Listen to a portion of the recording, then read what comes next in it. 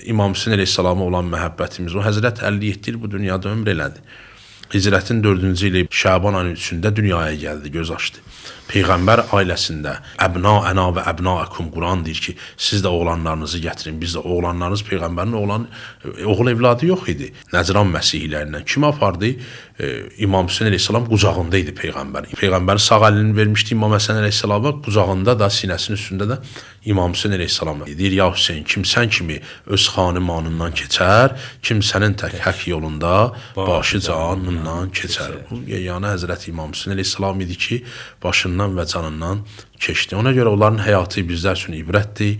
Onların dünyaya gəlişi bizlər üçün sevinc olmalıdır və dünyadan köçməkləri də bizlər üçün kədərdir ki, bu cür dəyərli insanların qədrini bilmədilər, onları qətlə yetirdilər.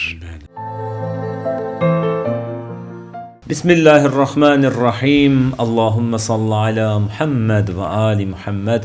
Allahın salamı, rəhməti, bərəkəti olsun bizim əziz izləyicilərə, əziz dostlarımıza, mehriban, gözəl dostlarımıza. Hər vaxtınız xeyirli olsun bu gözəl ayda, bu gözəl günlərdə sizi salamlayırıq, əzizlər. Bildiyiniz kimi artıq Şaban ayındayıq. Hicri qəməri tarixi ilə mübarək Şaban ayındayıq. Bu münasibətlə təbrik edirik sizi. İbadət ayındayıq, mənəvi aydayıq. Eyni zamanda bu Şaban ayı gəlişi ilə qəlblərə surur, sevinc gətirir, bəxş edir. Çünki bu ayın başlanğıcında çox gözəl mövludlar var. Həzrəti İmam Hüseyn əleyhissalamın, Əbülfəzl Əbbas əleyhissalamın və İmam Zeynəl Abidin Səccad əleyhissalamın mövludu bu ayın ilk günlərinə təsadüf edir. Bu münasibətlə hər birinizi təbrik edirik. Allah bayramınızı mübarək eləsin inşallah. Bu münasibətlə əlbəttə söhbətimiz olacaq. Qonağımız, həm söhbətimiz Keşlə qəsəbəsi Şah Abbas məscidinin imamı Hacı Sirac Səfərovdur. Hacı, xoş gəlmişsiniz, salamlayırıq sizi, bayramınız mübarək olsun. Sizinlə bahəm, Allah sizi var eləsin, çox sağ olun. Allah razı olsun. Allah sizdən də razı olsun. Təşəkkür edirik sizə də, sizin kanala da belə bir gözəl bir proqram təşkil etdiyinizə görə həm rəhbəriyyətə, həm xidməti olan hər kəsə təşəkkürümüzü bildiririk sizlərə də. Var olasınız, çox sağ olun Hacı. Adam bilmir hansından başlasın, hansı mövzudan başlasın. Həm Şaban ayı, əzəmətli bir aydır, gözəl bir aydır. Eyni zamanda da bu gözəl mövludlar, hansından başlayasan, hansından danışasan, elə sizin nöqtənizə buraxıram. Bizim izləyicilərimiz üçün inşallah qəlbinə bir şadlıq gəlsin deyə. Elə mövludlardan da, Şaban ayından da eşidək sizi, buyurun. Bağışlayan və mehriban Allahın adıyla mən də sizə qeyd elədiyimiz kimi təşəkkürümü bildirirəm. Allah var eləsin sizləri. Əlbəttə, gözəl bir aydayıq, yəni mübarək Ramazan ayının astanasındayıq. Qarşıdan bərəkətli bir ay gəlir. Əlbəttə, hər bir ayın özünün bir gözəlliyi var. Allah Teala bizlərə bu ayları bəxş eləyib. Quranda da buyurur ki, 12 ay var. 12 aylarımızın belə deyil, içərisində olan ayların içərisində olan günlər var. Əlamətlər, günlər var. Bu günlər də deməli Allah Teala tərəfindən bizlərə sanki fürsət verilir ki, bu günləri biz dəyərləndirək. Çünki hər kəs əgər ona verilən belə deyək də dəyərli bir əmanəti qoruyub saxlaya bilsə, onu dəyərləndirsə, o insan belə deyək də, yəni mənəviyyat cəhətindən zəngin olan bir insandır.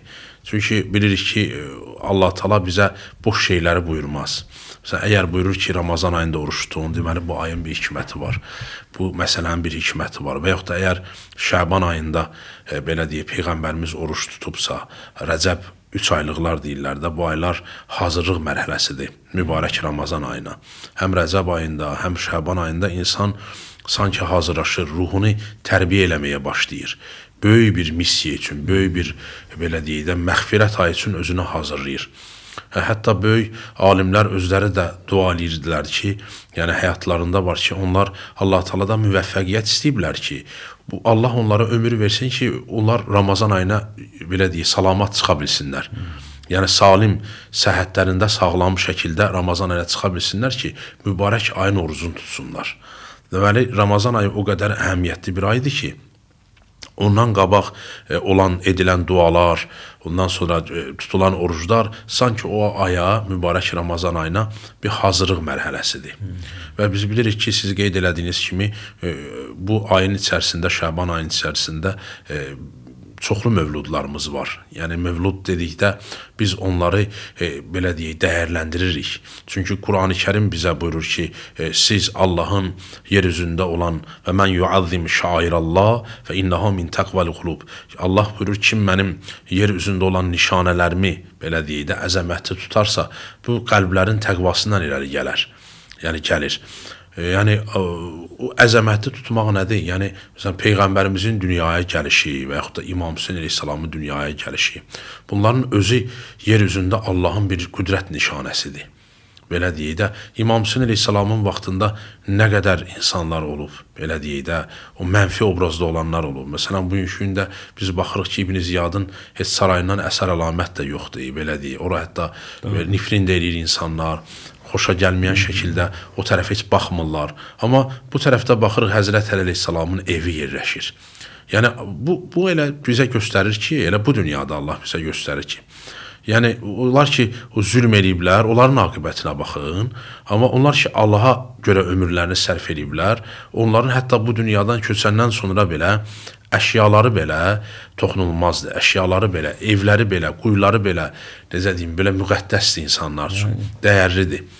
Yəni ona görə ki, insanlar əgər Allahın buyurduğuna, Quranda zikr elədiyinə ki, kim əzəmətli tutarsa, biz də əzəmətli tuturuq. Düzdür, bizlərə bunu qəbahət kimi bizlərə bilənlər var, bizlər çünki siz imamların mövludlarını qeyd edirsiniz, imamlar özləri öz mövludlarını qeyd ediblərmi? Bu kimi suallar, yəni sanki bizim elədiyimiz güya ki bidətdir. Və yaxud da siz tutalım, ziyarətgahlara gedirsiniz, onları üstün tutursunuz və onların qəbrinin kənarında ibadətlər edirsiniz. Bu doğrudurmu? Amma əsl həqiqətdə biz baxıb görürük, bugünkü gündə bütün dünya müsəlmanları Kəbə evinin ətrafında namaz qılır. Və orada Hicri İsmail var. Orada peyğəmbərlərin qəbri var. 70 peyğəmbərin deyirlər orada qəbri var. Hətta İsmail peyğəmbərin qəbri var. Anası Hacərin qəbri var orada. Əgər namaz qılmaq doğru deyilsə, birinci Kəbə ətrafında bütün müsəlmanlar namaz qılır və orada da qəbir var. İndi bu, yəni, belə deyək də, tarixdə gələn məlumatlarda var ki, orada dəfn olunublar, neçə peyğəmbərin qəbirləri var. Əgər bu doğru deyilsə, deməli, orada niyə doğru olur? Əgər burada imamların, belə deyək, məzarların kənarında, kənar tərəfdə namaz qılınırsa, üzrə namaz imamın qəbrində deyil, peyğəmbərin qəbrində deyil, üzü qibləyə qılınır namaz. Və yaxud da ibadət orada Allaha da, qürbətən ilallah niyyətimiz. Əsas niyyət deyil. Bəli. Vəssalam da niyyət qürbətən ilallah. İlallah, bəli. Bir də Quran bizə buyurur ki, onları əzəmətli tutun. Allahın yer üzündə olan qüdrət nişanə. Məsələn, biz necə Quranı əzəmətli tuturuq? Ne üçün? Çünki, belə deyək də, Qurani-Kərim Allah Taala'nın Peyğəmbərə göndərdiyi vəhiylər toplusudur. Allahın sözü olduğuna görə biz onu qiymətli tuturuq. Yoxsa biz o kitabına görə, onun o rənginə görə eləmirik ki. Hansı kitab öpürük? Bəli. Onun içində olan ayələrə görə biz onu məsələn hörmətli bilirik. Və bir də ki, Allah Taala Qurani-Kərimdə sandığı tabutu Musadan danışır. Musanın tabutu ki, onun məsələn Bəni İsrail gedəndə müharibələrə özlərini aparırdılar. Orada əşyaları vardı. Hətta bəziləri deyir o sandıq idi ki, anası qoymuşdu, onu Asiya xanım tapdı. Onu aparırdılar özlərindən və qələbə çalırdılar, zəfər çalırdılar. Burada baxırıq ki, o taxtadan ibarət olan bir şey olub. Amma Həzrəti Musa əleyhissalam orada hətta yatıb sonradan götürülüb. Uşaq vaxtı bir qədər orada qalıb, təmas eləyib o ilə. Sonradan ona Asiya xanım verir Həzrəti Musa peyğəmbər, xatirələrində qalır. Həmin onun olan o ki, onun içinə qoymuşlar, onu bir xatirə kimi. Və sonradan müharibələr aparılır Bəni İsrail və Quranda Allah Taala ondan barəsində danışır. Talut və Calutun məsələsində o gətirib gəlir. Talut götürüb gəlir, ondan sonra onun, belə deyək də, qoşuna rəhbərliyi təsdiq olunur. Yəni, əgər bir taxta parçası əgər dəyərlidirsə, biz də o dəmiri gedib qəsdimiz əlimizi vurmaqda o demək deyil ki, biz neysə dəmiri, hər hansı bir qapıya getmirik, hər hansı bir biz əşyaya toxunmuruq ki, sadəcə olaraq bir təbərrük qəsdi ilə bunu edirik. Və o cümlədən də mövludların da qeyd olunması, İmam Hüseyn əleyhissalamın mövludunun qeyd olunması, Əbəlfəz ağanın mövludunun qeyd olunması onları sanki bizim yaşatmağımızdır. Onsuz da Allah onları yaşadır. Bu qədər məhəbbət ki var, Allah Taala səpib bu məhəbbəti biz xüsusilə biz Azərbaycanlılarda və digər ölkələrdə müsəlmanlar da var. Əlbəttə bizdə bir başqa cürdür də onlara qarşı məhəbbətimiz, Əhl-i-Beytə olan sevgimiz. Bunu böyük alimlər özləri də, hətta qeyri-Azərbaycanlı alimlər özləri də bunu dəyərləndiriblər. Ən böyük nümunə Füzuli rəhmətliyin qəbrinin Kərbalada olmasıdır. O şair ki, həm Azəri şairdir, onun üzərindəki Azəri yazıblar.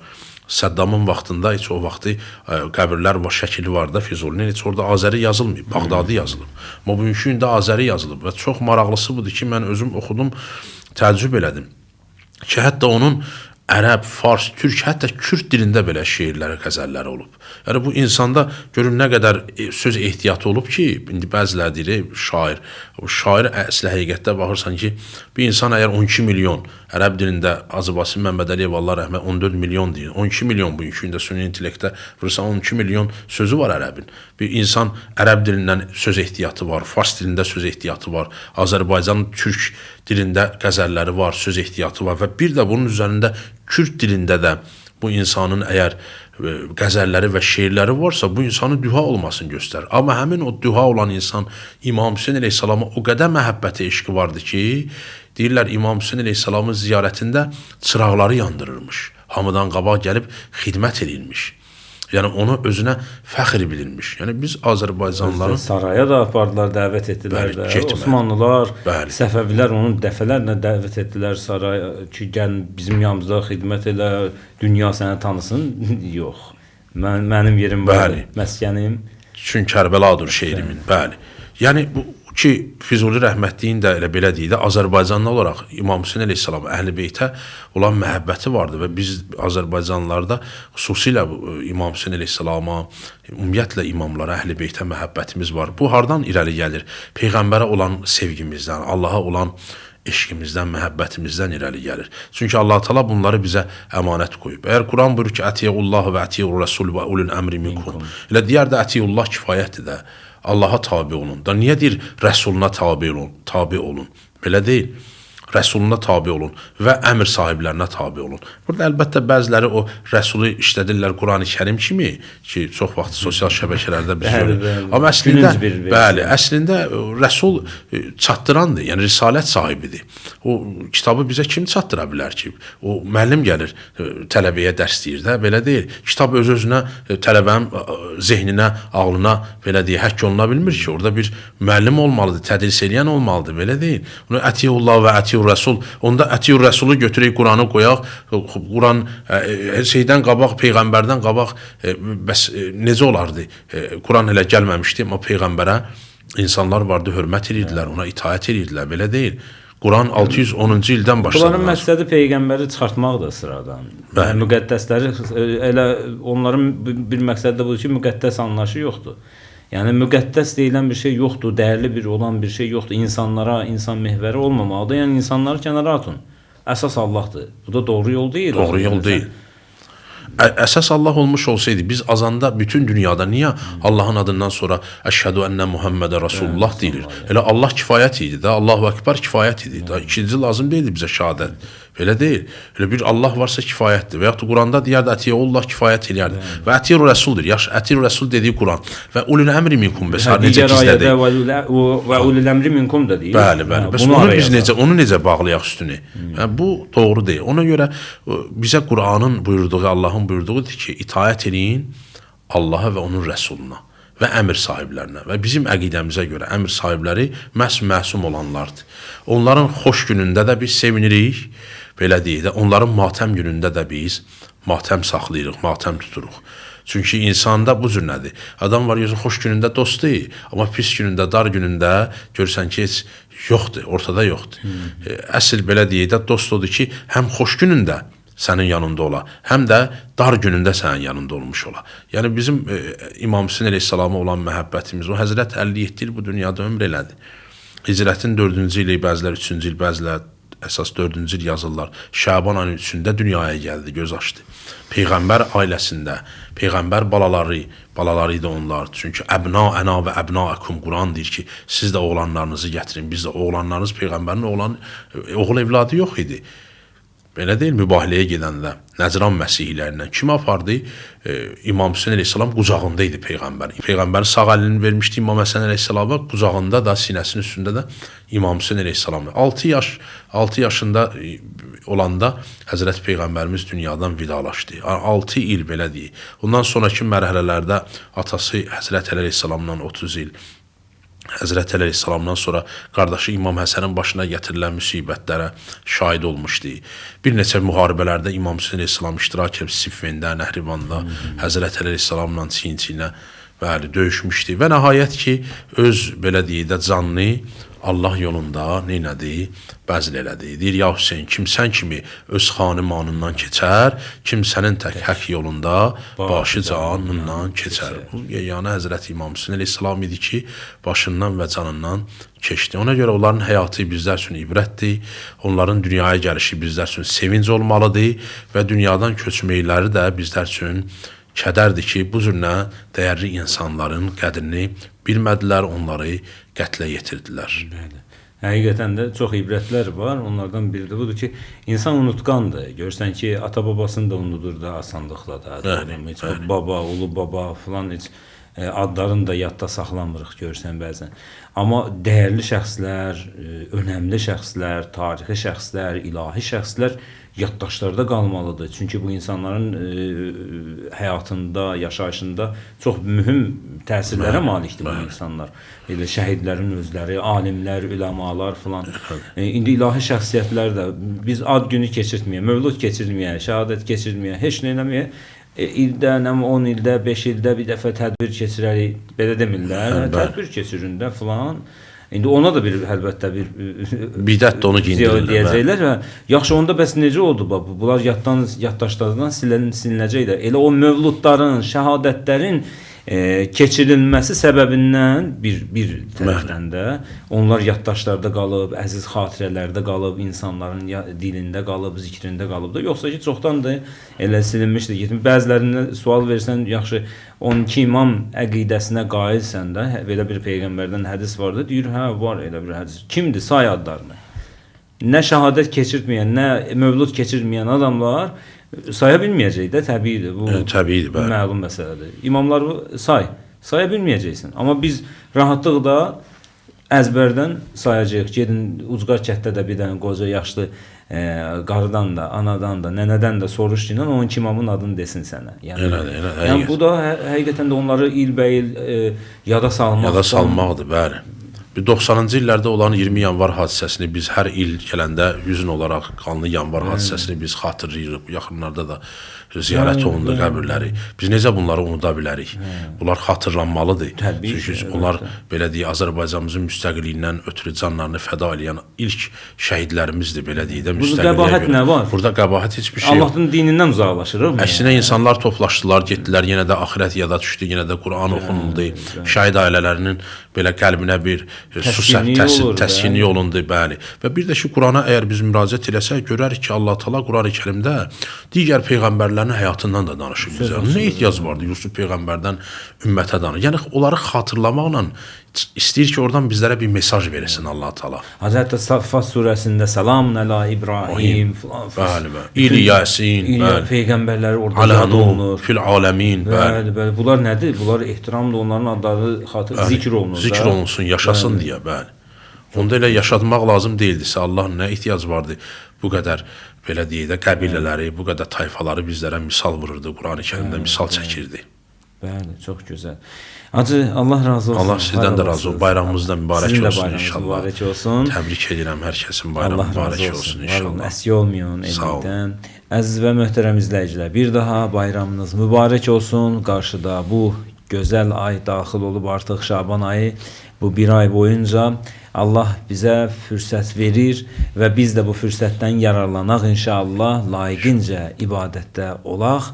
Allah ibadətlərimizi qəbul eləsin, var olun.